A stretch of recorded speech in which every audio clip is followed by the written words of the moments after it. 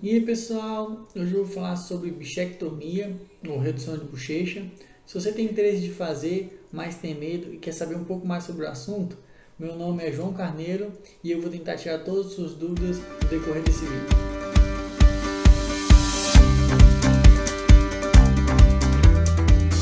Mas antes do vídeo, dá o seu curtir aqui se esse assunto for interessante para você, se inscreve caso você queira saber mais sobre esse tipo de assunto. E eu sempre faço um disclaimer, um aviso legal, que é o seguinte: todo assunto aqui é sempre de caráter educacional. Para coisas mais concretas, sempre entre em contato com um profissional da saúde referente ao assunto que a gente estiver conversando. Tá bom, primeiro, vamos lá. O que é bichectomia? Bichectomia é uma cirurgia realizada para redução de bochecha, onde o intuito dela é remover uma bola de Bichat que fica nessa região entre a maxila e a mandíbula, que tem o objetivo de fazer um ganho estético para afinar o rosto, deixar ele mais alongado, e também em alguns casos ela tem o objetivo de dificultar as pessoas que mordem em cima da bochecha e causam aquelas lesões aftas por conta dessa mastigação.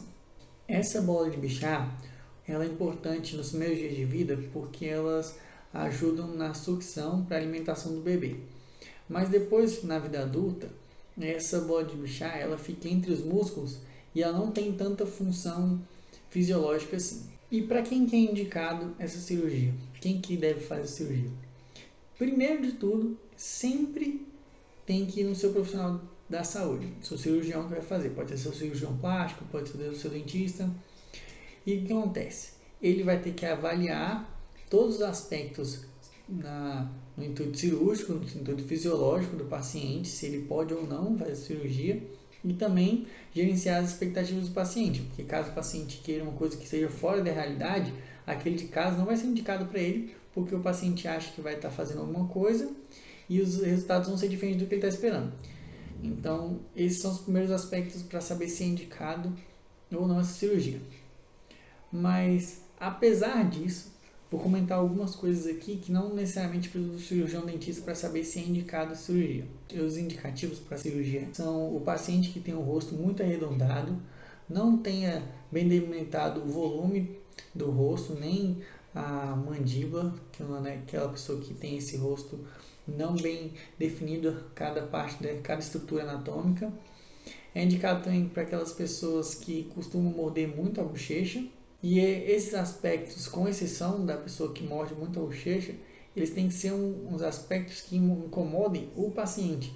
Não adianta você achar que o caso é indicado para uma pessoa se aquela pessoa não está incomodada com os fatores estéticos do rosto dela. Às vezes ela acha que o rosto dela é bonito daquele jeito, e ela então não está bem indicado. Mesmo que você acredite que um colega seu precisa fazer a bichectomia, mas ele está feliz com o rosto dele, então isso é uma contraindicação para essa cirurgia.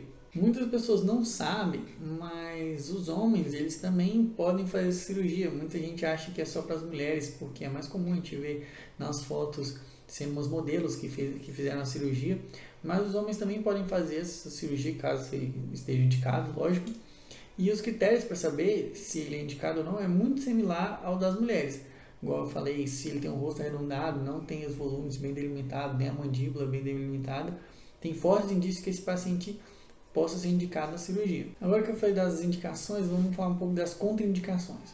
Como eu já comentei, a primeira contraindicação é a expectativa do paciente. Se o paciente acha que o rosto dele vai mudar totalmente, as expectativas dele estejam fora da realidade, esse é um claro caso de contraindicação. Não adianta ser indicado uma cirurgia para o paciente achando que ele vai ter resultado A se ele tiver resultado B. É lógico que não dá para determinar exatamente qual vai ser o resultado da cirurgia, todas as cirurgias são assim, mas é bom sempre gerenciar as expectativas do paciente e para que elas estejam condizentes com a realidade. Essa é a primeira contraindicação. As outras contraindicações, elas costumam ser mais relacionadas à cirurgia em si.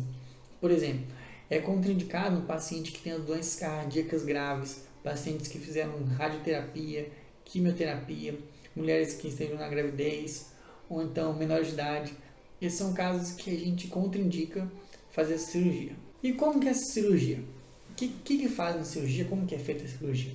Primeiro é feita uma anestesia local na região onde vai ser feita a cirurgia, ou seja, não precisa ir para um centro cirúrgico para fazer essa cirurgia.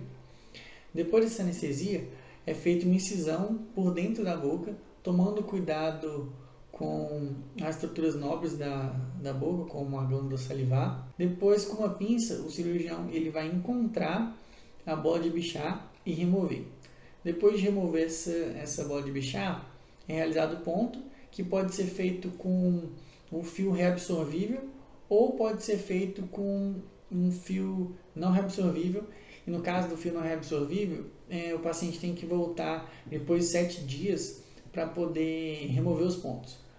Essa cirurgia dura em média de 30 a 60 minutos, mas tem algumas variações, lógico, dependendo do paciente ou do cirurgião, da técnica. Ela pode demorar um pouco mais, um pouco menos, mas normalmente é entre os seus 30 e 60 minutos. O pós-cirúrgico dessa cirurgia é um tanto tranquilo, ele é similar ao de uma administração de sisos. Eu não vou dar muito detalhe dos cuidados pós-cirúrgicos, porque eu gravei um vídeo só sobre isso, então eu vou deixar ele no card aqui ou aqui, eu não sei qual que é o lado. Depois dá uma olhada lá quais são os cuidados pós-cirúrgicos. Após a gente já ter falado sobre o que é essa cirurgia e como que ela é feita, para quem está indicado, é importante a gente comentar sobre alguns cirurgiões que têm algumas críticas com relação a essa cirurgia. E o que alguns deles falam? Eles falam que a bola de Bichat ela tem como função amortecer os movimentos da face e da mastigação. Então, com a remoção dessa bola de Bichat, eles dizem que é possível que com o tempo haja um desgaste desses músculos, porque ele não tem mais aquela gordura que faz o amortecimento. O grande problema desse argumento é que ele não é baseado em estudo científico. Ele é apenas uma especulação desse cirurgião que comentou isso. Não quer dizer necessariamente que isso acontece. Ele não sabe se vai acontecer. Não tem estudo suficiente para a gente afirmar essa hipótese. Uma coisa também que é muito falada é que existe a possibilidade de lesar as estruturas nobres perto da bola de Bichat. Quais estruturas nobres são essas? Pode lesar um nervo, uma artéria ou a glândula salivar.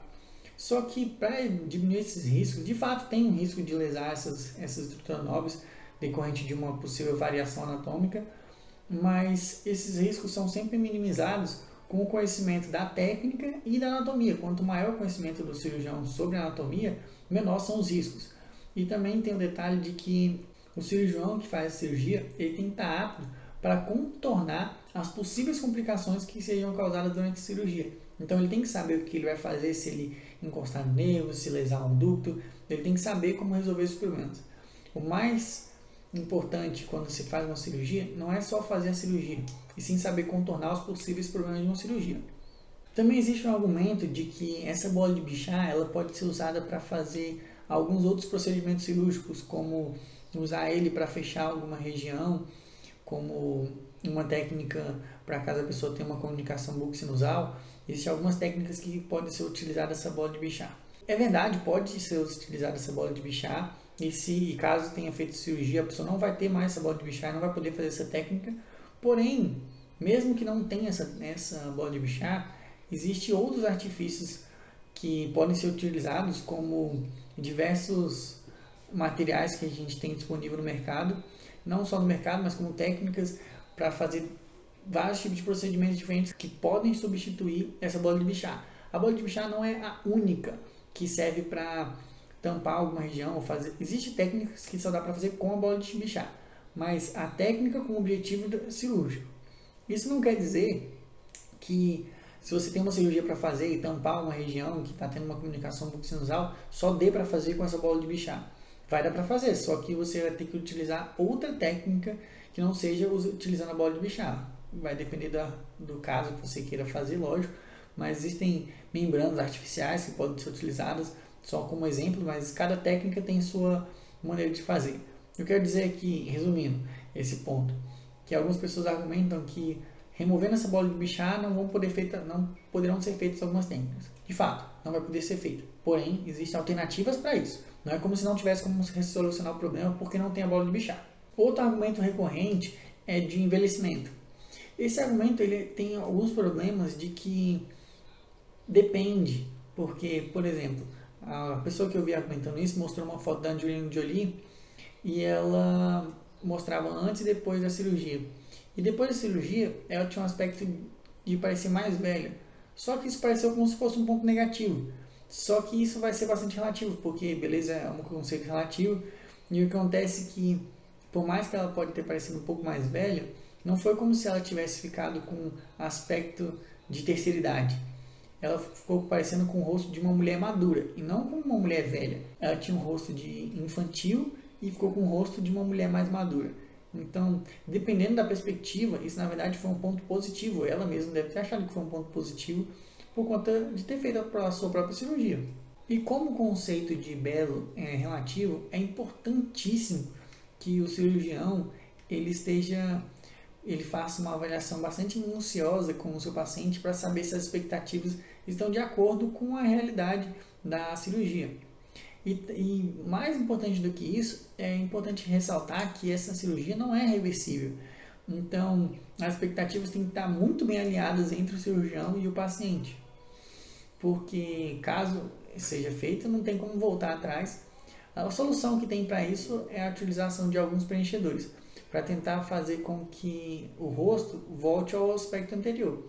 Só que definitivamente não vai ficar exatamente igual era antes. Isso com certeza é uma coisa importante a ser pontuada para a pessoa saber que não é reversível. Por isso, é muito importante pontuar que ela não é reversível e que o paciente tem que estar ciente das condições e dos resultados que ele vai obter após fazer essa cirurgia. Essa cirurgia, quando bem indicada, ela tem um ganho estético e uma harmonização facial bastante satisfatória. Isso acaba acarretando no aumento da autoestima do paciente. E uma grande vantagem é que ela tem um fácil controle com relação ao pós-cirúrgico, porque ele é muito similar à administração de siso. Então ela tem uma recuperação relativamente rápida. Como ela é feita com anestesia local, ela não precisa de internação e a cirurgia ela é minimamente invasiva. A recuperação acaba sendo às vezes até mais rápida do que a extração do siso. E os resultados podem ser observados até nos primeiros 15 dias, já dá para se ver os resultados. Porém, a remodelação total do rosto ela acontece depois de 3 meses. Então, resumindo tudo, essa é uma cirurgia como qualquer outra. Ela tem suas indicações, contraindicações, ganhos e riscos, os seus prós e contras. Só que ela teve uma polêmica porque ela foi disseminada muito rápida e teve bastante pessoas famosas que fizeram essa cirurgia, então ela acabou gerando várias polêmicas por conta disso. Então, muitos cirurgiões têm as suas críticas a fazer essa cirurgia e tem críticas válidas. E exatamente, se ela for mal indicada, ela de fato vai ter os seus problemas. Só que se ela for bem indicada, ela tem os seus ganhos estéticos e funcionais com bastante sucesso. Então é isso, pessoal. Esse aí foi um pouquinho aí sobre bichectomia. Se você tem vontade de fazer essa cirurgia, comenta aí embaixo. Eu quero fazer bichectomia. E a gente se vê semana que vem.